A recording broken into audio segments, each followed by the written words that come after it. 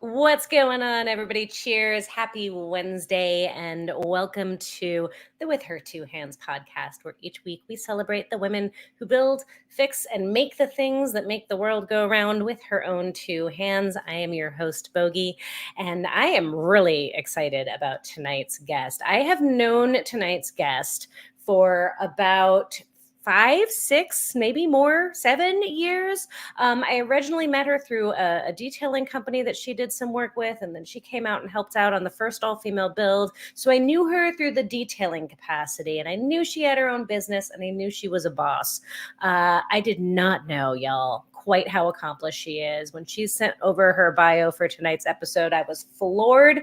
You guys are in for a treat. She has done so much within the industry and really been through a lot in her life and has turned things around and gone like literally from the worst that it could be, right? The lowest point to being a massive industry advocate and industry expert and somebody that is respected within the industry and does a ton of giving back. So I think you guys are going to really enjoy meeting her. But before we bring her on, I want to thank all of you for being a part of this revolution that we've got going here to normalize women in the trades. You guys are all a part of that, showing up each and every week to meet these incredible women, to help share their stories and spread the word and get it out there that so many amazing women are out there kicking butt in the trades every day. And the more we see it, the more we are exposed to it, the more normal it becomes.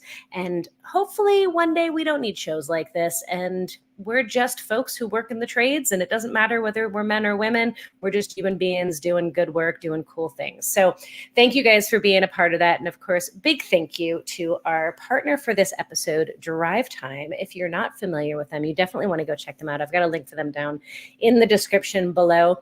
They are my partner on this year's all-female build that we're doing at my shop, Girl Gang Garage.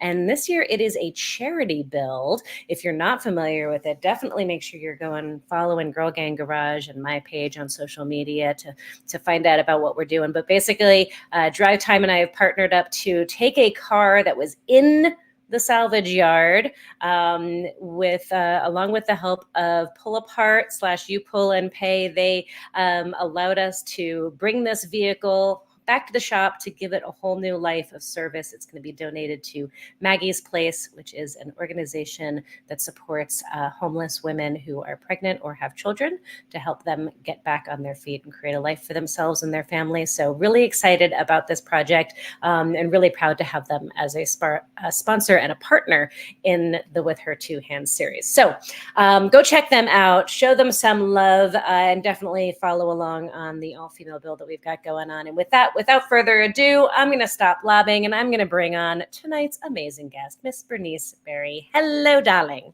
Hi, everybody. I am so excited that we finally made this work. Guys, I had to fight so hard to get Bernice to say yes to this. She was being coy and saying she wasn't going to do it, and then I broke through the ice and we got her on, and I'm so excited. So much, Bogey. So, in a nutshell, tell the fine folks at home who you are and what you do now in your current capacity, and then we'll dig into the past and how you got to where you're at. Okay, so I'm Bernice Berry, and I own Pure Luxury Tint and Detailing Services, Pure Luxury Tint and Detailing Training Studio, and I just picked up something extra working for Onyx Coatings, Onyx Coating USA. Okay, very cool. So business owner, and you're here in Arizona. Yes. How long have you owned Pure Luxury? Oh gosh, I've been doing this for 34 years. Okay. I came up with Pure Luxury maybe 20-something years ago. Oh, is that maybe only 20 years ago? And that's no big deal. So you've been around for a while. You've been doing this for a minute. Yes, ma'am. So I wanna go back in time, as I always like to. How did this wind up being your career path, and especially at your age? You know, you and I are older than a lot of the folks coming in, you know, that we're seeing in the industry now.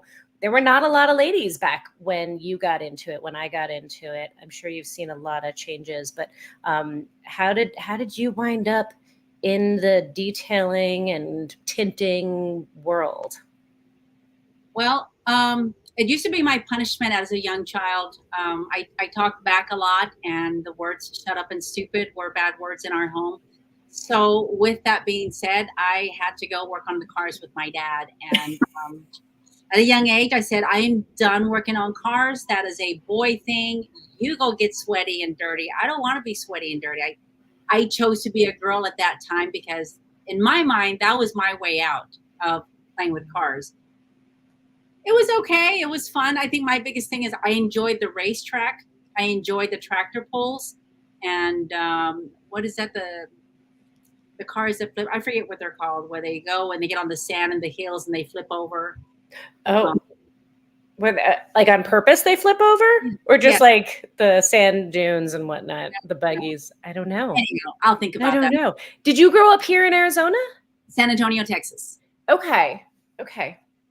Because Sam, I don't know, maybe it was different back when you were growing up, but tractor pulls in Phoenix aren't really too much of a thing. But No, that's a Texas thing. So yeah, they're really loud. They're really fun, and just the sound of an engine. It just, I don't know what it does to me, but it gets me excited, and I can do anything when I hear the sound of a loud engine.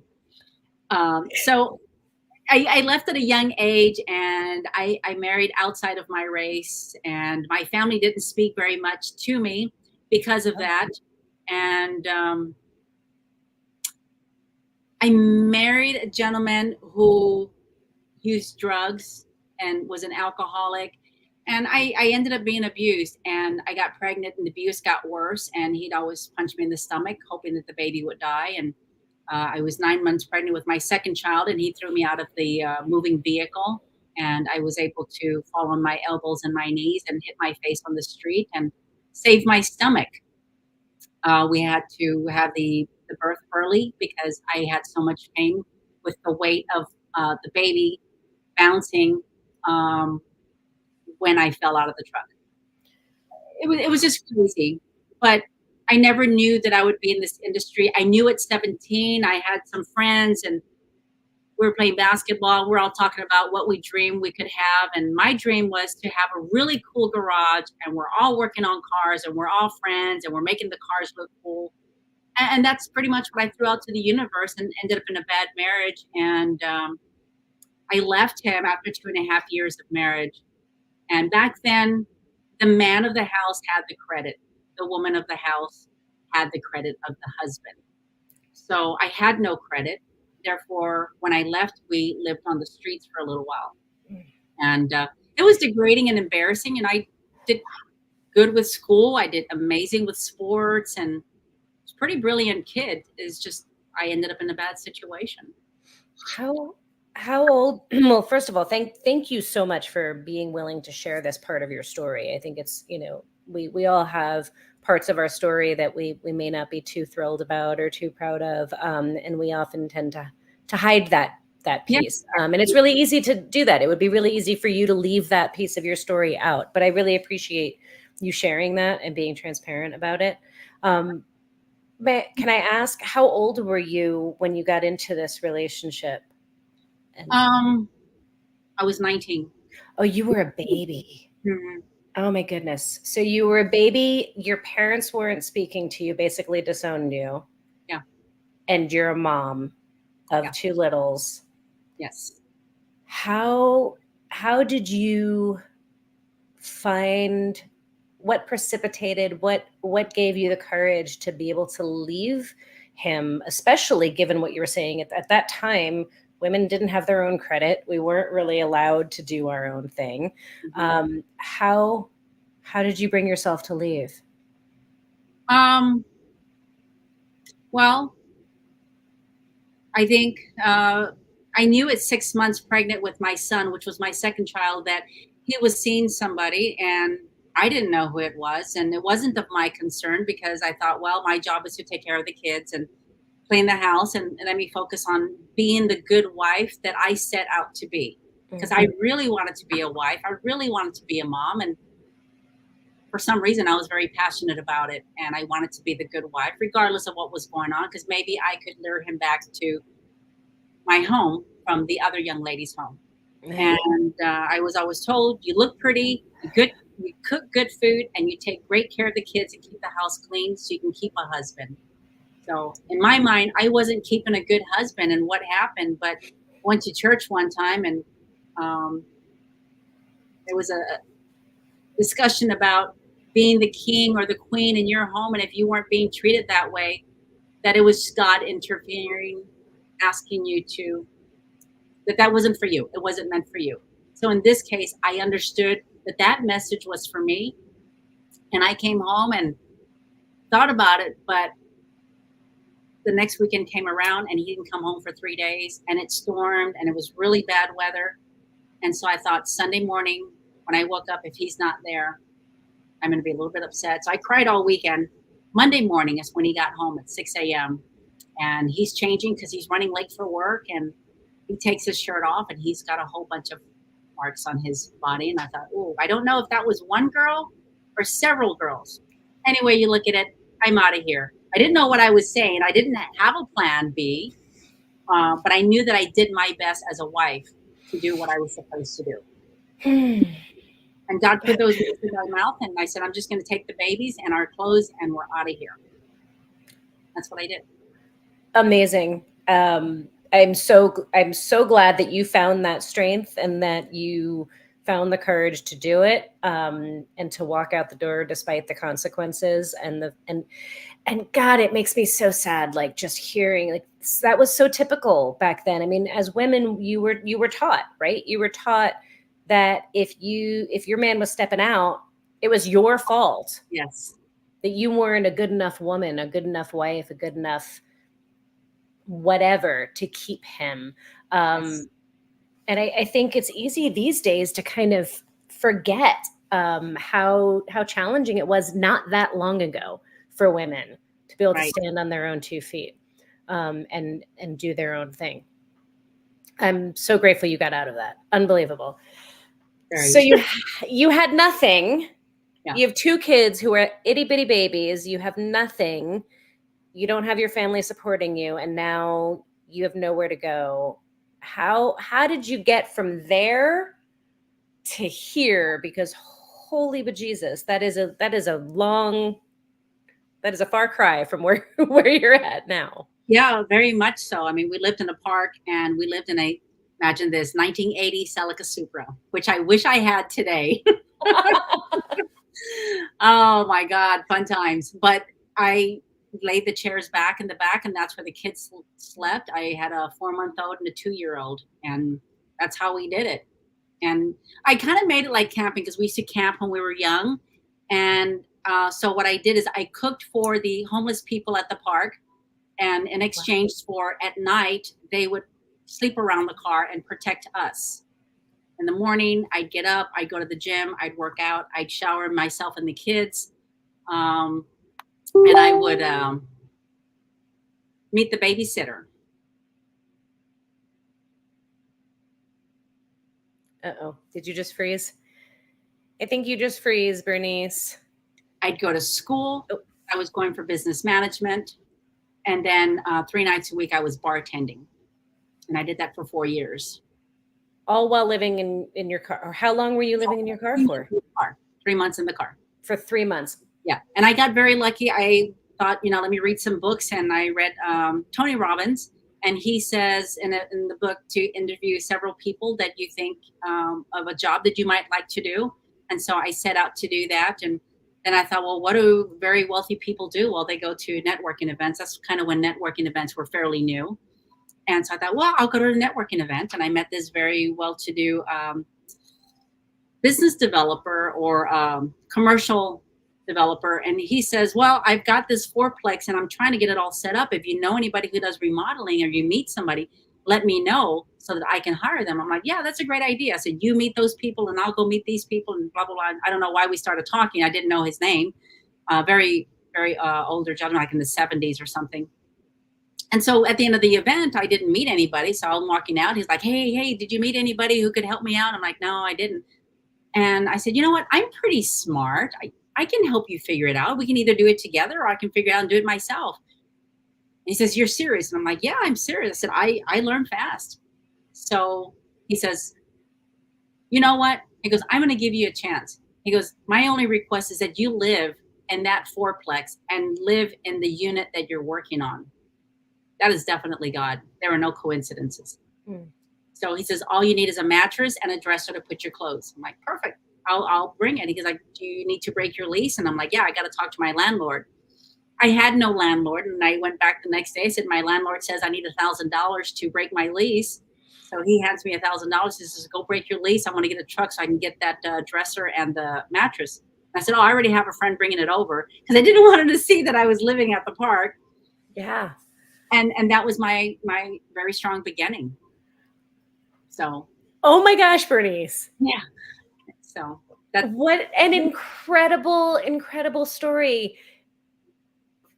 I'm a little bit speechless. I apologize. That is so amazing on so many levels. I love your ingenuity and your creative problem solving with, despite everything that was going on, right? I mean, you could have been just at like the lowest in your life, depressed, miserable, shut down, but instead you're camping with your kids and feeding and cooking for the rest of the homeless community so that they protect you, and reading up and learning and finding opportunities even when it felt probably like there weren't a whole heck of a lot of opportunities around you. There's that.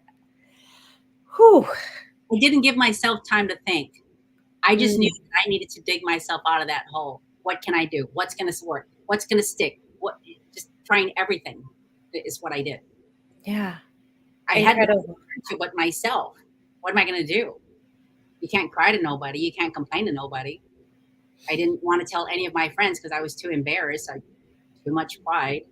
Yeah. I wasn't going to call my ex to come help me. That's for sure. Definitely not. Did your parents and family ever come back into your life, or did that stay I estranged? would talk to my dad every now and then. Our relationship wasn't very good back then, obviously because I left because of my big mouth and my rudeness to my father. And he says, I have too many women coming in and out of the house. I don't think y'all need to be around that. I said, okay, not a problem. And my mom says, well, I don't want that other person around my property. So yeah, I'll figure it out. I said, okay. And I actually just told my mom that 2 years ago. We were driving back from Texas to Arizona, and she was coming to visit. And she's like, what happened to you during that time? And whew, we shared a lot of tears, and we had 13 hours of talking. Oh, wow. Yeah. That had to be powerful. She had no idea, huh? None. I mean, how do you talk about that to somebody who's not talking to you and doesn't really want you around because of your spouse? Right. Not many of my friends knew about it, and I had a very hard time talking about it because it's not something that you want to share with people. It's kind of the ugly part in your life. Yeah, I hear you and I feel you, and yet I think it's so. I so appreciate that you are sharing that. I think there are so many other women who still are struggling in similar situations, right? And to be able to hear from somebody who's been there, kind of came out the other end and not only survived but really thrived like you have, is so important, and so apropos, because I did not know this whole part of your story, Bernice, when I wanted you to come on the show. And I don't know if you heard about the charity build that we're doing, like it's specifically about working with Maggie's Place, which is a local organization that serves homeless pregnant women and helps them get back on their feet. So fitting, and apropos. And we got to get you involved in that project. I am looking forward to it. I didn't know that about you. So yeah, we definitely need to talk. Yeah, it'll be a lot of fun. Okay, so you're living in this fourplex now. You're helping him rehab it. Got yourself out of living in the car. What's next? What came next for you? So we just remodeled each unit and lived there for about 7 months until I was done. And then I told him I didn't have any credit, and if he could help me co-sign for an apartment the next block over that I had been looking at. He's like, sure, I can do that. And he says, I can only do it for 6 months. And I'm like, great, that's all I need. And after that, I was good. Amazing. Yeah. the Celica didn't work anymore. So, you know how people say, oh, I'll help you this weekend. Oh, I'll come by next week or next month and we'll fix it together. And I got tired of hearing that. So after like 2 months of people saying they're going to come help me, I bought this really fat book and I overhauled it. And it started right up. So I was good and I didn't have to walk to work anymore. But I thought, what if it breaks down again? Because I didn't know what I was doing. So I flipped it and I sold it and got some money and ended up buying a Nissan pickup. Okay. And that's when I got back into cars. I was paying a lot of babysitter fees, babysitter in the morning, babysitter at night. So I was paying 2 sitters now, and I needed to utilize that money to invest in myself. What can I do? We started to struggle again because I quit one of my jobs and I had $50 in the savings. And I'm like, well, what can I do with $50 to elevate myself? And so I went back and interviewed several more people. And I thought, I'm going to seek happiness. And that has always been my goal, strictly with everything I do. It has to make me happy or I don't want to do it. And so the detailer was the happiest guy. And I'm like, what do you like about what you do? And he pulls out this big old wad of money and he's like, it's not about the money, Bernice. He goes, but when I go to the bank and I put this money away, I know that I can put food on the table. I know that my family can depend on me. And I know that my bankers really enjoy seeing me come through those doors. I'm like, okay. And I said, train me. And he's like, oh, no, I can't train you. He goes, then you're going to compete against me. I said, I'm a crosstown. I won't compete against you. And he says, well, I'll take you to where I go. And I said, okay. Went to the little store and he got me all the things that I needed. We put it in the basket, go up to the register, and it came out to $49.98. Again, there are no coincidences. That's all the money I had. And wow. So that was very valuable. And I kept going back and forth between corporate America and detailing. And every time I went back to corporate America, whether it was the boss being mean to me or being sexually harassed, and I got tired of it. Went into car shops trying to do oil changes and mechanic work, same thing, sexual harassment. And I thought, what can I do that makes me happy, that I don't have to deal with that anymore? What can I do to take my kids with me so I don't have to pay a sitter anymore? What can I do that gives me the freedom and the happiness that I seek? And I got into detailing. One day I woke up and said, okay, I'm going to detail. I got all the products. I'm not going to be scared anymore. I went to State Farm because my dad worked there. And I said to his boss, I can take care of all of those cars. You're paying $14 downtown and your employee has to sit there for an hour or two. I said, how about if I do it on Saturday and I wash everybody's car for $12 or $13? And then that went really well for a month. And then I picked up all the service centers. So I was making, I don't know, $1,000, $2,000 a month. And I still felt like I was poor though, even though it was good money back then. I was spending too much probably. My goodness. Talk about like, don't mess with a mama. Like so much of this, I think creativity and ingenuity, like you even said it yourself, like you have no other choice. Like you've got these babies that you've got to take care of. And like when it comes to what moms will do for their children, like there is no end. And you are just such proof of that. Like you're fierce. You are fierce. I'm glad you think that because I feel like I'm very scared of a lot of things. But oh my goodness. You got to jump in, Bogey. You got to jump in because you're not going to know until you jump in. Right. Well, and I guess there's a big difference, I think, between being fierce and being fearless. I don't think you have to be fearless. You can be scared. You can have fears. Like, Lord knows I do. I'm sure you did. I'm sure sleeping in the car, deciding to cook for the homeless folks in the park and not knowing anything or anybody and just like doing what you had to do. I'm sure you had some fears, but we do it anyway, right? Like I'm scared, but I'm going to do it anyway. Yeah, I think the thing that I would never do because it makes me really scared is walk into a room filled with spiders. I think that's the thing that scares me. Outside of that, I'm going to do it because I want to know. I think curiosity got the best of me, Bogey. I'm very curious.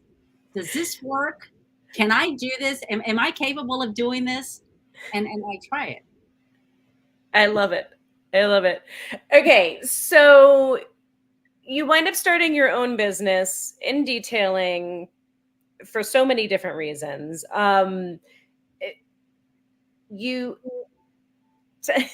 I don't even know where to go with this because you've got so many accomplishments and so many things that you've been doing.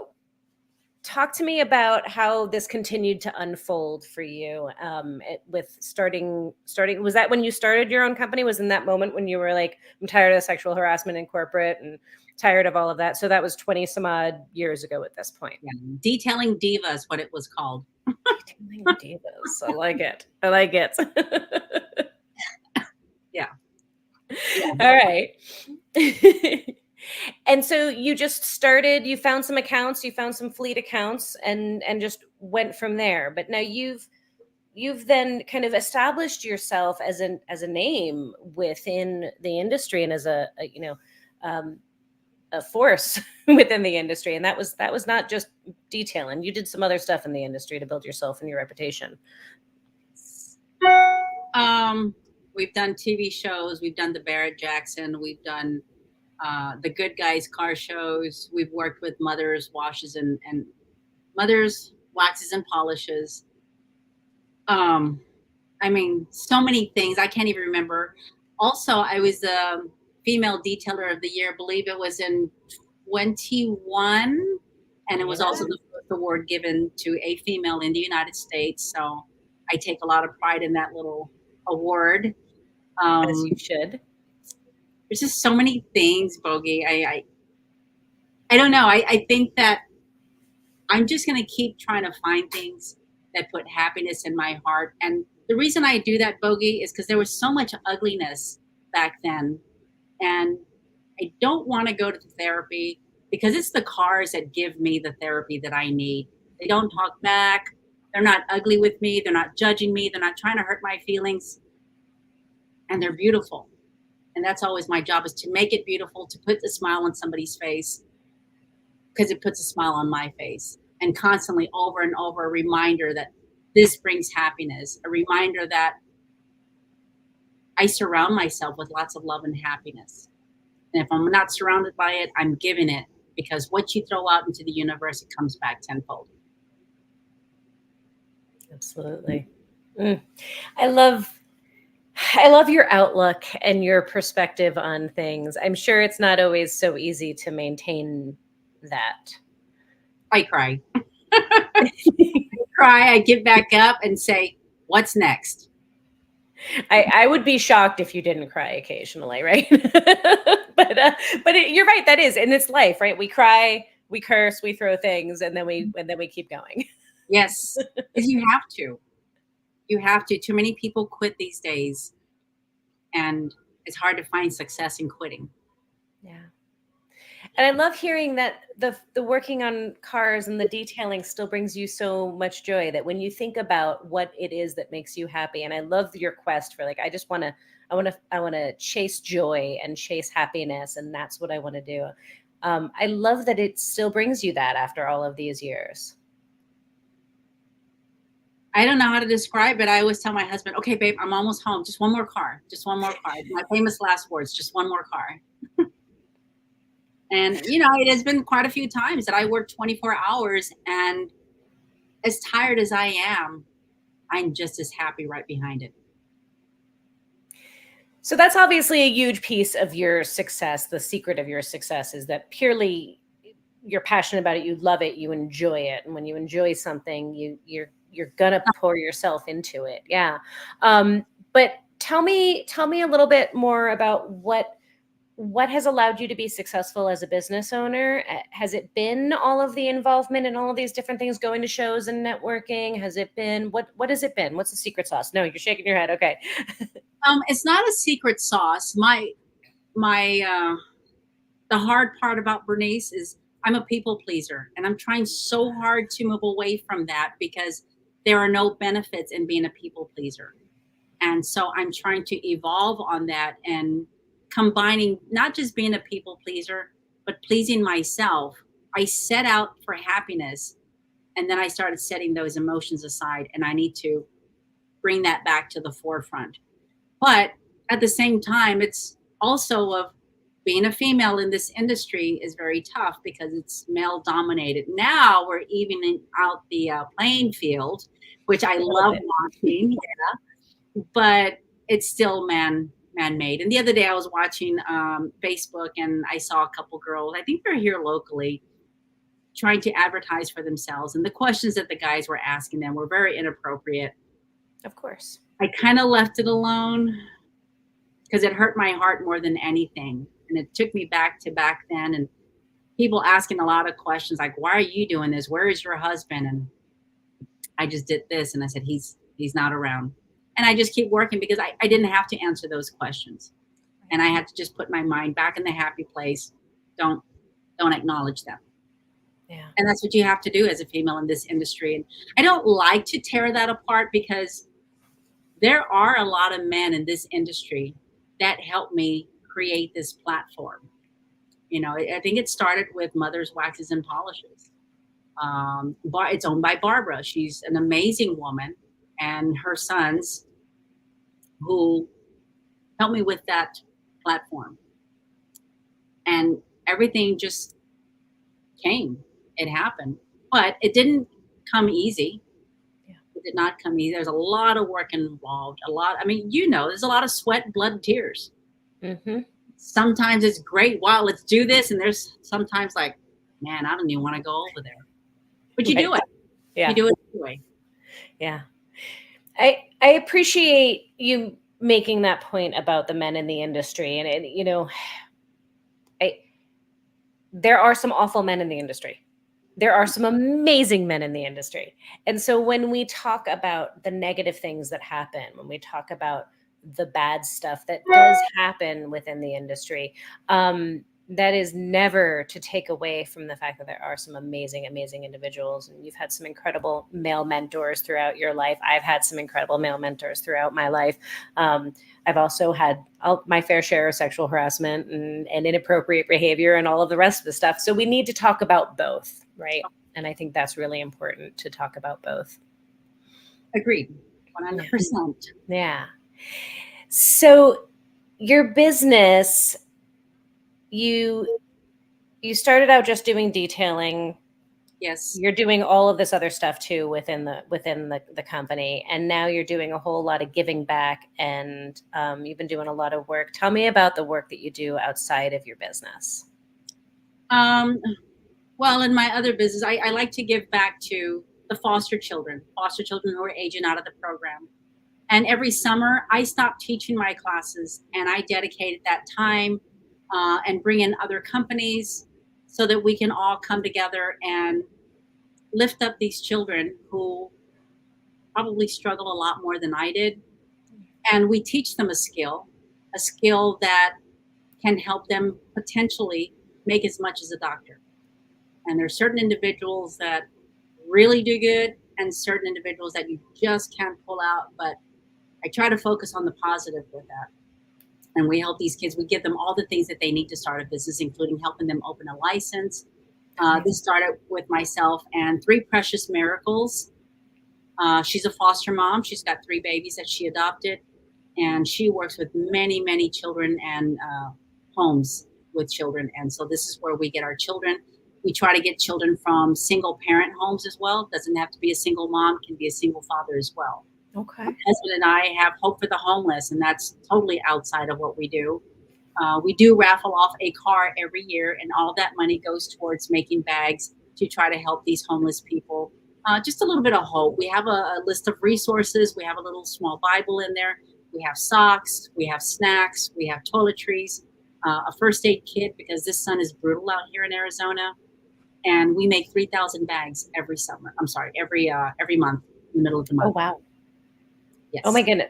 Okay. So, you've two different nonprofits that you do? I haven't created the Foster Children a nonprofit. This is our second annual event, but we've had so many people who want to be a part of it. So I was like, oh, I think we have to make this a nonprofit so that the kids benefit. Because Yeah. right now we take probably about 10, 12 children.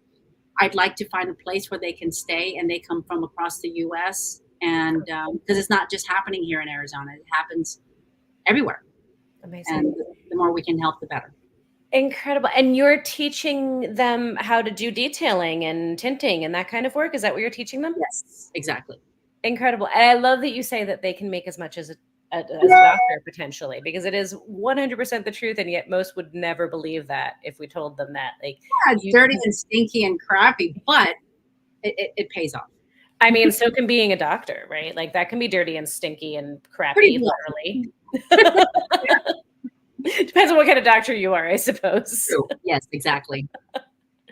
But yeah, people don't think that. And you can. I mean, look at, you've made a phenomenal life for yourself. Literally taken yourself from the streets to being a successful business owner, giving back to people who are on the streets and helping them create a life for themselves. Just an amazing story, amazing full circle. And the fact that you continue to want to give back is just so admirable. Talk to me about these foster kids that you work with. How are they into it? Do they enjoy it? Do you have any amazing success stories that you can share? They are the easiest people to teach. They're very inspired because someone gives them the attention that they lack. They've been mistreated, very ugly, and some of these stories are very hurtful to any human being. I I don't know if I can talk about some of those stories, but It's okay. the light in their eye, Bogey, it makes me so happy to see a smile on their face, to see their eyes light up, and to see them actually doing the work and saying, "Hey, Bernice, can I call you once I get started?" Absolutely. So my shop, I always have my shop open, and if you're struggling on a car, call me, FaceTime me, text me, bring the car over here, whatever it takes, because I want them to be just as successful as I was, and I want to guide them and show them how important that it all stems from happiness. It's kind of like a house. You have to lay that foundation, and it has to be a solid foundation before you can build a house on top of it. And I think happiness has a lot to do with that, because a lot of people are not happy, and it's hard to get to the next level if you don't have that happiness in your heart. But I think that's just the main ingredient in success, in my opinion. I love it. So you're in your second year of teaching the foster kids. The foster kids, yes. Okay.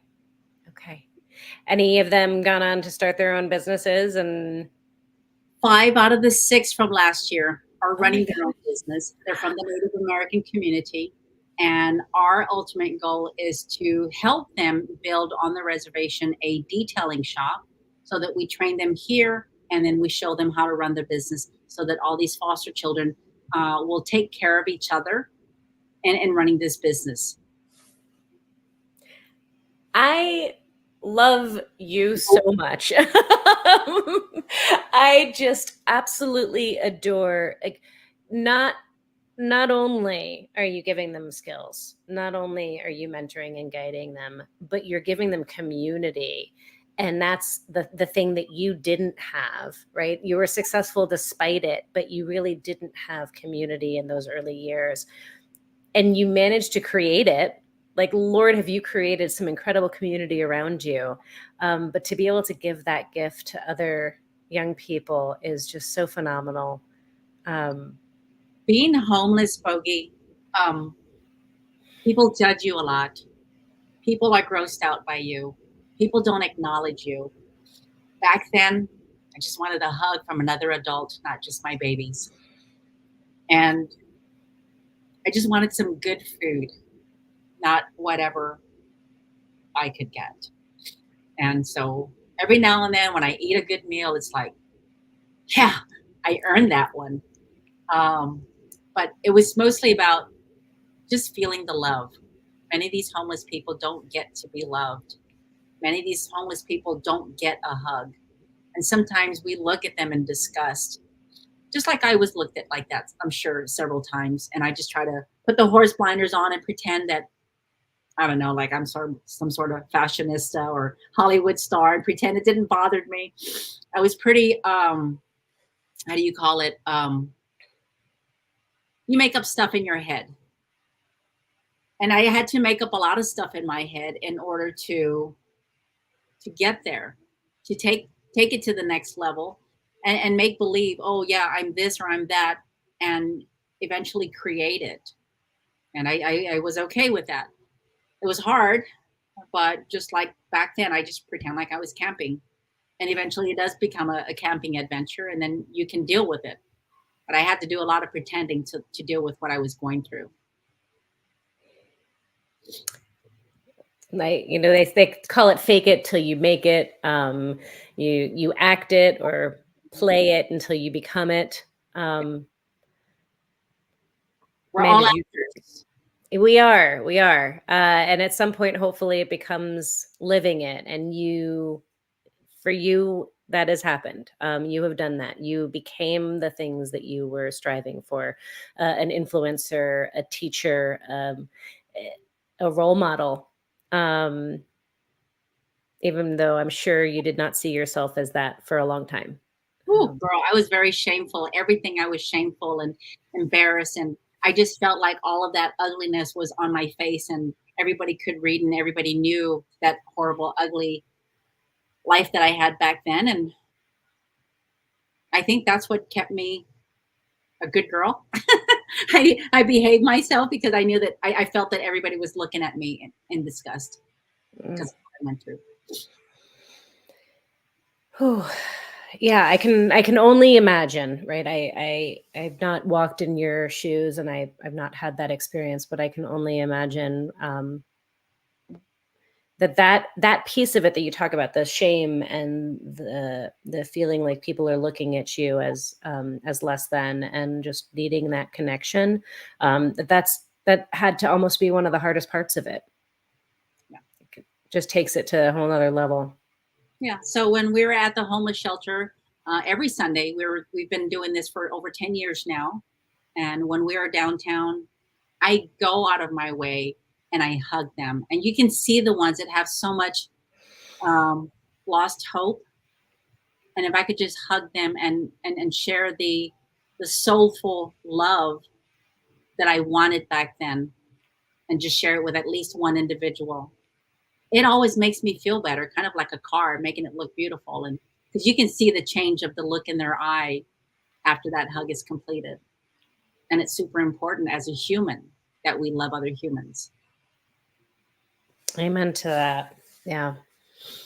I love I love that you bring it back to the car analogy. Of course you do. But Doing what I love, and right? You give a car, or you give a human being a little bit of love, and it goes a long way, and it totally changes everything. It does. And I think it says so much. I wish more people knew about your story and your charity and what you're doing with the foster kids, and just teaching and passing on skills, because I think, obviously homeless people are generally looked down upon in our society, right? We know that. We also know that the trades in general is generally looked down upon in our Yes, it is. society.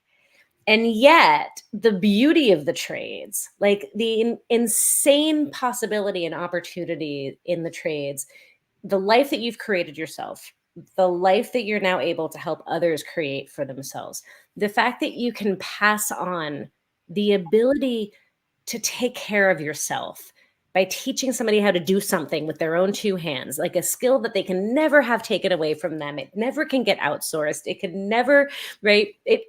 They will always have that no matter what happens. If they learn a skill, they'll never be homeless again. They'll never be without, because they can always do for themselves. Right. And that's what I explain to all my students. I'm going to teach you something that you can take anywhere in the world and still have food on your table. And they can take everything away from you, but they can't take away your skill. Yep. And if you love it, then that's even better. Then it's not work, it's fun. Exactly. Exactly. My goodness.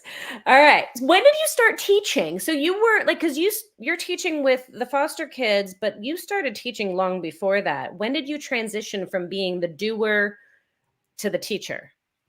Woo. So I was doing some fun stuff with one of these ceramic coating companies. Okay. And I was promised that this would be a training facility. And I was so excited. And 6 months passed, and 1 year passed, a year and a half passed. And then another facility they helped open up. And I was like, oh. And so I felt, well, you got the shaft. And I thought, do I need permission? I started listening to this podcast, and that's exactly what he says. Give yourself permission Mm. to do the things that you love. And in my mind, I said, well, they're not certified. And I looked at all these other classes and, well, who certified them to open? And a lot of people, I'm going to say about 50% of them were certified by the manufacturers, but there was a lot of people that were not, that they just said, oh, I think I'll start a training class. So I jumped into that boat and said, oh, I'm going to start a training class and make myself a training center. And I thought, if it works, great. And if it doesn't, well, I still have the shop to fall back on. And it worked out great. And then all of a sudden I began to like it. And many students are like, oh, how can we take the next class? How can we learn this? How can we, so I thought, oh, maybe I'll teach more than just window tinting. So I started teaching paint protection film installation, also teaching ceramic coatings installation, and periodically I'll teach detailing as well. And then vinyl wraps, that came along too. And why not just teach everybody everything that I know? It will take care of you and you won't end up homeless. We just got a comment from the audience. I got to pull up on the screen here. It says, I am one of her students and I love her because of the strong woman she became after everything she had to fight for in her life. Oh, it's okay. Tears are okay. Yeah.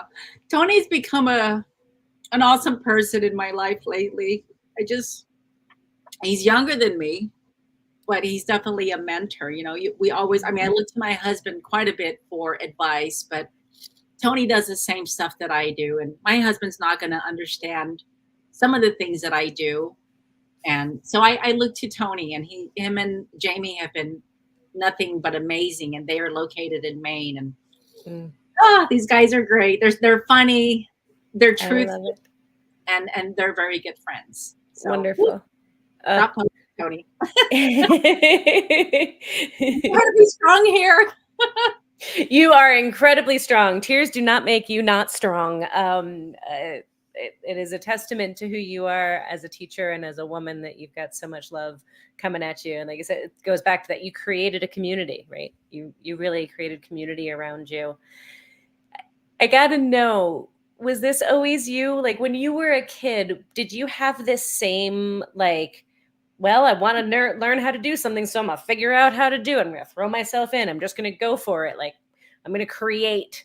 Were you always this kid or this person, or did that come out of the necessity of having youngins and being homeless and needing to figure it out? Or like, is that always you? Well, I played a lot. Like when I was young, I called myself, you know, that song Leroy Brown. Mm-hmm. Okay.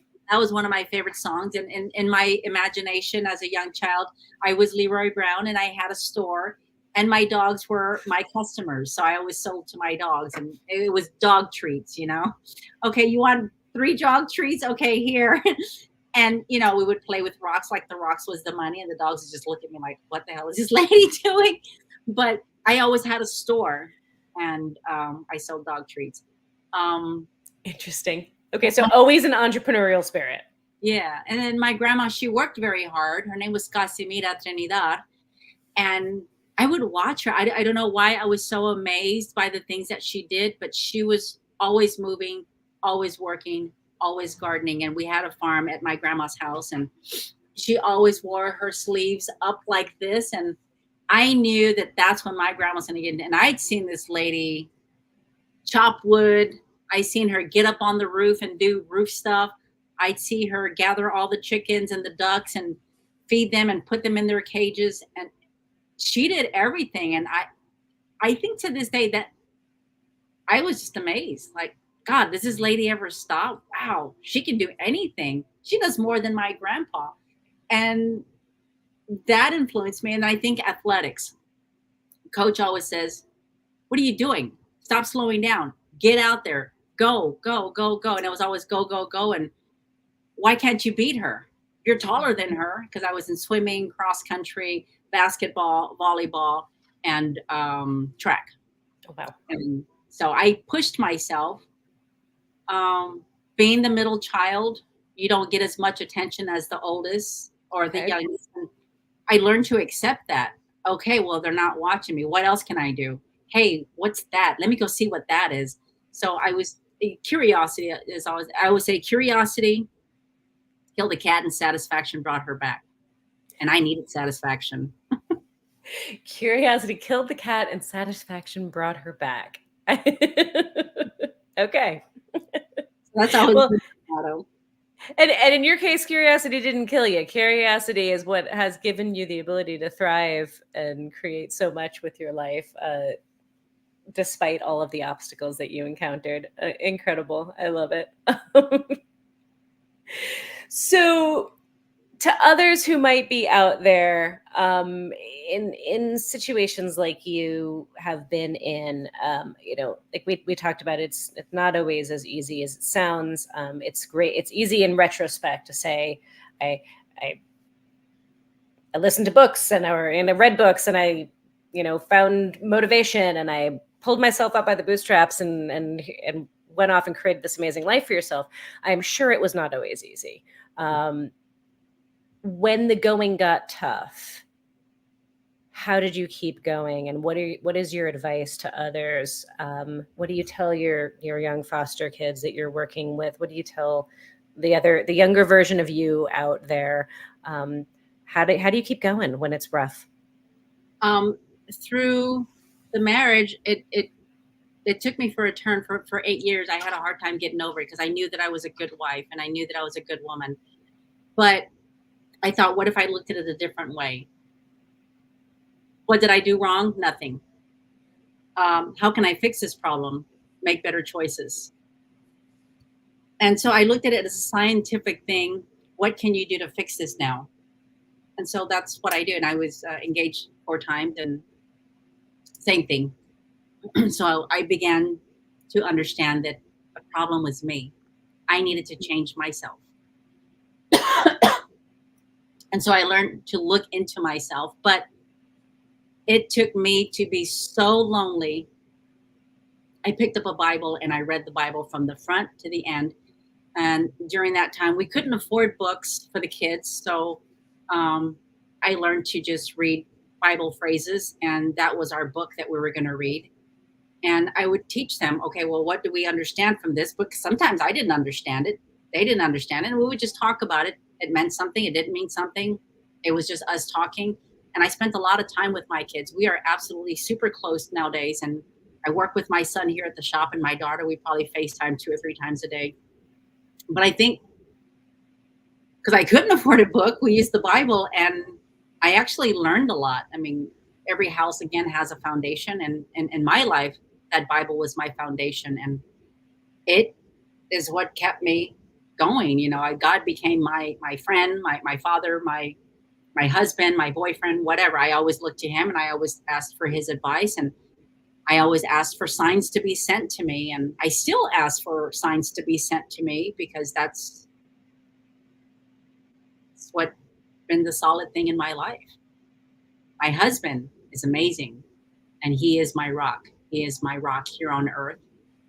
Because I can pray to God, but my God, my husband is, you've met him. He's a great guy. Yeah. In fact, we've got a comment here. Tim Berry says, I have a front row seat to witness this woman never stops. She inspires me on a daily basis. Aww, I love you. I love it. You are an incredible woman, Bernice, and you're doing amazing work. And I know that this is just the tip of the iceberg for you. I know that you're going to continue to do incredible things and inspire others, and pass on your wisdom and your learning, to create a life for themselves, to create a community for themselves, to be a mentor for them. I am so excited to continue to watch your journey unfold, because I know, like, you've been doing this for what, 40 years, right? 4 years, yes. 34 years, right? So, and she's just getting started, y'all. She's just getting started. Yeah, yeah. Just had a quick mishap in December. I was diagnosed with cervical cancer, Oh and my gosh. so I was bed. I mean, I thought I don't want to be one of those cancer patients who's in the bed all the time. So I kept working, and it got to a point to where I couldn't work anymore. And I finished my treatments 2.5, 3 months ago. Oh my gosh. Yeah, so I find out my results here in the next week or two. So I thank had you for stopping. no, nothing is stopping you. We are not, no, we're not letting anything stop you. We are all collectively, everybody who watches this, listens to this, we need to send all of the good juju and good energy Bernice's way. Bring That, it. yes, that her results come back, that she is clear, and that you have kicked cancer's butt. I had no idea. You're still smiling. Like, you folks who are listening in the podcast version, you are missing out seeing this beautiful woman's face. Even through talking about all of the things that you're talking about, dealing with cancer, dealing with everything that you've dealt with, that you're still smiling and joyous. Incredible. You were an inspiration, Bernice. Yeah, awesome. Thank you. Well, thank you so very much for sharing all of your journey with us.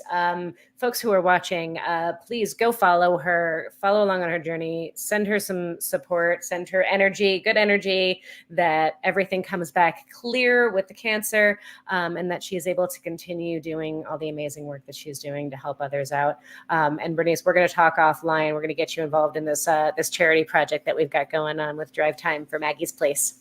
Awesome. I'm looking forward to that. Yay. I know we worked together very briefly. Bernice and I worked very briefly on the first all-female build. You came out and helped detail. We've got a comment from Whitley. You starting her smile never leaves, no matter what. That's her greatest gift. My baby. Oh, is that your daughter? Oh, I love it. I love it. It is definitely not just your greatest gift, but the greatest gift that you share with all of the rest of us. So thank you for that. Keep doing what you're doing. Don't let anything ever dampen that amazing spirit of yours. We're going to be working together soon again. I want to hug you so much right now. I want to hug you too, Bogey. We will hug as soon as I see you. Yes, hugs are magic, guys. Yes, they are. They've got some power in them. Oh my goodness. All right, my dear. Well, thank you. Thank you so very much for being a part of this and sharing your story and inspiring others, and keep doing the amazing work that you're doing. Folks at home, thank you guys so much for tuning in and spending part of your evening with us. I hope you were as inspired by Bernice as I am. What an incredible woman, and just such a testament to the power of a mama, and the power of faith, and the power of believing in yourself and finding joy. And there's just so much about her story that is just so incredible, and I'm so inspired by, and I hope you guys enjoyed it as much as I did. Please, if you liked this episode, if you like this series, make sure you hit like, hit subscribe, do all the things, leave comments down below, send this link to somebody who needs to hear it, who needs to meet Bernice and be inspired by her. Please help spread the word of all these incredible women in the trades, kicking butt every day and making a difference in other people's lives. And I absolutely appreciate every one of you for being a part of this journey. Big thank you again to our partner Drive Time in this series, and for our charity build. Make sure you go check that out, Building with Women for Change, in support of Maggie's Place, a nonprofit here in Arizona that works with homeless pregnant women. Very apropos for tonight's conversation.